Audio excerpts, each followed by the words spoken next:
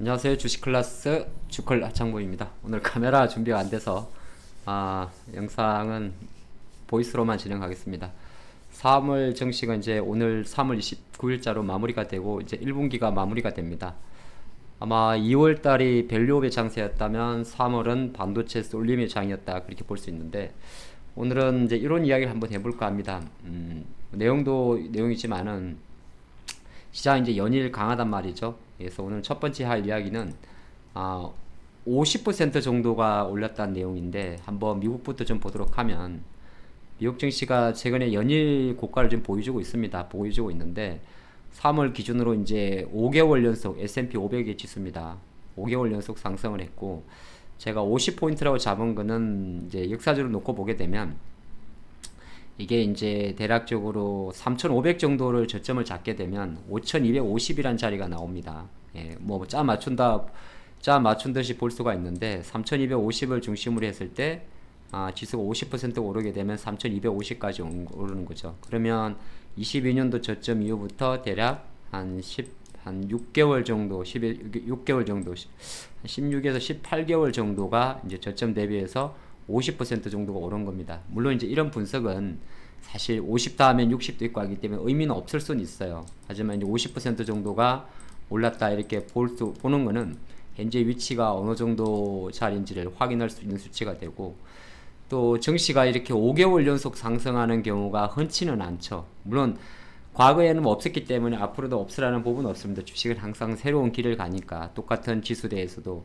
그러니까 22년도에 4,500가 4,600가 24년도에 4,600은 내용이 다른 것처럼 말이죠.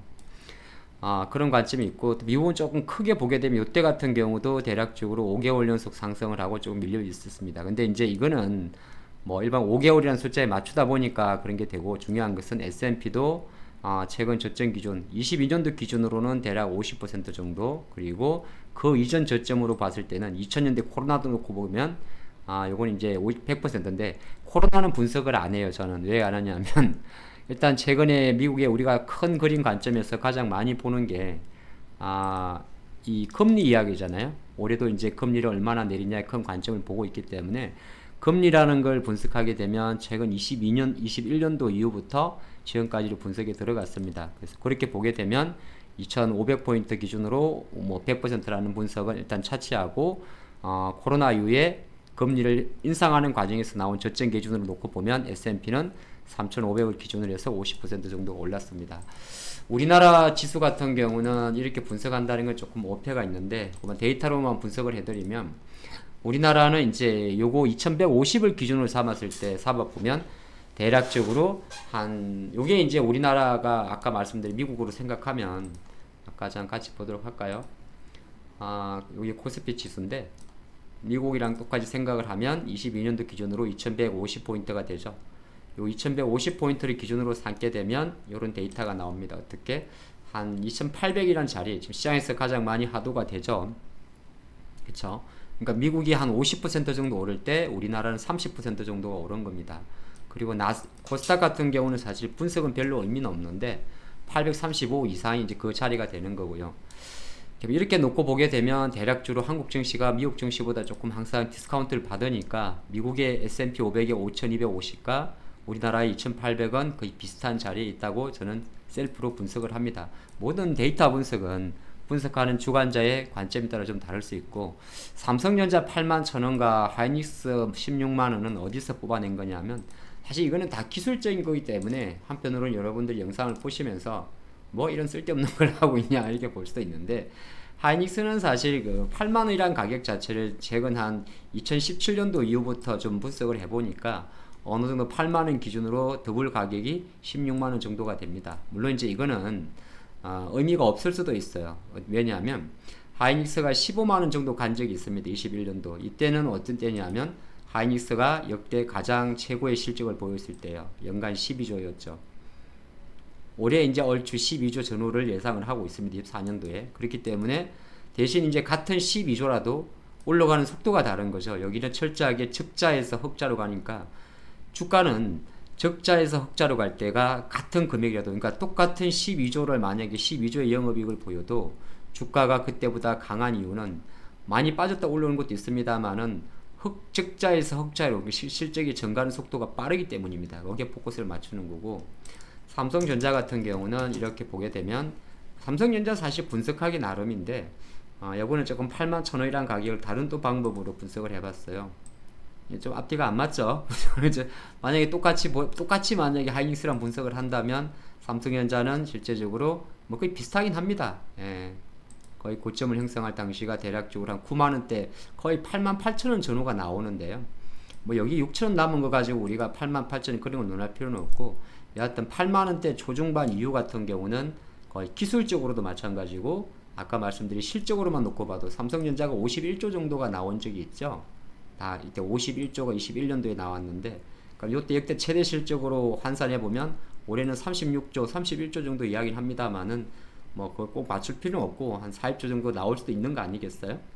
그런 관점에 놓고 보게 되면 얼추 주가는 한 81,000원 이상은 거의 같은 레벨 단으로 분석을 합니다. 저는 그렇습니다. 자, 그리고 지금 그 이상에 있는 가격은 저는 약간 가격이 조금 많이 쏠렸지 않나. 요 영상이 보면 약간 블랙홀 영상인데 여타의 수급. 근데 여기에는 이제 우리가 3월 말이라는 어떤 계절적인 성격을 갖고 있을 수가 있습니다. 우리가 펀드 매니저들의 윈도우 드레싱이라고 단어를 하는데, 보통 펀드 매니저들이 운용 펀드 수익률을 높이기 위해 인위적으로 주가를 조작하거나, 조작이란 단어는 뭐 좀 불편한 단어고요, 우량주 중심으로 포트폴리오를 재편할 행위를 말합니다. 보통 연말에 많이 나오는데 이게 사실 이슈는 있긴 있습니다. 근데 이런 경우는 이제 시장은 어떻게 보면 여러 가지 단어로 과열이나 과매수라는 단어를 누구나 알긴 아는데, 이때 이제 쏠림이 만들어내는 거죠. 실제적으로 지금은 그런 상황이라 우리가 충분히 추정할 수가 있는데, 그건 왜 그러냐면 시가총액 상위 종목들의 움직임을 놓고 보게 되면 모든 펀드는 코스피 200이라고 대변되는 코스피 200 지수를 추종을 합니다. 그러니까 우리가 보는 종합주가지수 2750포인트가 중요한 게 아니고 코스피 200 지수 374.38이 중요한 겁니다. 물론 뭐 이게 포인트를 외울 필요는 없고요. 근데 시가총액 놓고 보게 되면 압도적으로 비중이 높은 게 삼성전자고 하이닉스이기 때문에 펀드 매니저 입장에서는 윈도우 드레싱 효과를 가장 극대화하기 위해서는 뭘 해야 되느냐? 이 종목을 절대적으로 많이 사야 되는 겁니다. 그쵸? 근데 펀드라는 게 돈이 계속 들어오긴 들어오지만은 갑자기 들어오는 게 아니잖아요. 그쵸? 그럼 결과적으로 이 안에서 어느 정도 로테이션을 보여야 되기 때문에 철저하게 이 두 종목의 집중적 상승세는 뭐 글로벌 정식 기준으로도 반도체가 맞긴 맞습니다만은 압도적인 블랙홀을 가져가면서 밑단에 있는 종목들의 비중을 낮추게 하는 효과가 있습니다. 그쵸? 이게 이제 가장 큰 특징이고, 근데 그럼에도 그게 주도주라고 부인할 수 없는 거는 부인이죠. 주도주죠. 우리나라 코스피 시가총액의 영역을 보게 되면 확실히 반도체 종목들이 시가총액이 압도적으로 높습니다. 이건 삼성전자 때문이겠죠. 자동차는 아주 미미하고요. 화학으로 대변될 2차전지 소재도 아주 미미합니다. 근데 코스닥 같은 경우는 여기는 좀 드러나지 않을 수가 있는데 진짜 많습니다. 반도체 종목들이. 여기도 보면 이제 개수가 하나의 종목이니까 종목 수로만 놓고 보면 엄청나게 많고, 반도체라고 적혀 있지만은 의료 정밀기기라고 포함되어 있는 이쪽 섹터도 우리가 말하는 그 반도체 종목도 생각보다 많이 몰려 있습니다. 많이 몰려 있고 기계 장비 쪽도 마찬가지고요. 그런 관점에 놓고 보게 되면 코스닥 같은 경우는 시가총액만 놓고 보면 HLB나 알테오젠의 비중이 커서 좀 잡아주는 것 같습니다만은 코스피로 분석했을 때 경우에는 이 압도적 쏠림 자체가 아까 봤던 대로 수급 블랙홀을 만드는 거고, 그러면 지금 같은 경우에 반도체 쏠림이 완화된 경우에 뭘 봐야 되느냐? 언젠가는 멈춥니다. 시장은 1년 360을 올라가는 경우는 없어요. 뭐 있을 때 한다 하더라도 그럼 2년 넘어가는 건 없습니다. 3년요? 3년 넘어가는 건 없는 겁니다. 물론 그거를 미리 예단할 필요는 없어요. 시장 관점에서는 이쪽이 이제 아까 말씀드린 마찬가지로 이 내용에서 보면 이 과열 과매수란 말이 많이 나와도 과열 과매수라는 게 주식의 습성입니다. 뭐냐면 주식은 비싼 종목에 대한 베팅이 들어오거든요. 지금 비싼 거는 반도체고 싼 거는 반도체가 아닌 종목들입니다. 그럼 어쨌든 비싼 거 위주로 올라가는 종목이란 말이에요. 비싸다는 건 절대 주가를 말하는 게 아니라 앞으로 지금 실적과 앞으로의 실적에 대한, 물론 앞으로의 실적이 좋아질 거라 생각하면서 감매에도 불구하고 실적이 좋아지는 속도보다 주가가 반응하는 속도가 더 빠르기 때문에 지금 시장 같은 경우는 이 진정한 과열이라 볼 수가 있습니다. 하지만 과열의 이면에는 이것이 시장의 중심이라는 걸 볼 수가 있죠. 그런 관점에 놓고 보게 되면 여타 이제 이것 때문만은 아니고 실적이 좋음에도 불구하고 약간 이제 왜냐면 턴어라운드 되는 거는 반도체만 있는 건 아니거든요. 어떻게 세상에 삼성전자 하이닉스만 턴어라운드, 그죠? 삼성전기도 마찬가지입니다. 시간을 두고 다 턴어라운드 될 종목들이에요. 근데 다른 것보단 약하죠. 그러니까 뭐 예를 들어서 삼성전기라는 종목을 예를 들어서 여기서 적극적으로 매수할 수 있느냐? 그렇지는 않을 수도 있습니다. 왜 그러냐면 저쪽이 너무 강하니까. 그럼 다른 한편 놓고 볼 때는 이쪽이 강한 투자가 입장에서는 계속 이 시세를 즐기시되 나중에 이 강한 시세 흐름 자체가 일정 부분 언제든지 나도 모르게 서서히 좀 완만해졌을 때는 충분히 이 블랙국 때문에 많이 빠지는 종목들 대해서도 관심을 가질 필요가 있습니다. 잠깐 반등을 하다가 많은 이런 엔터주도 마찬가지란 거죠.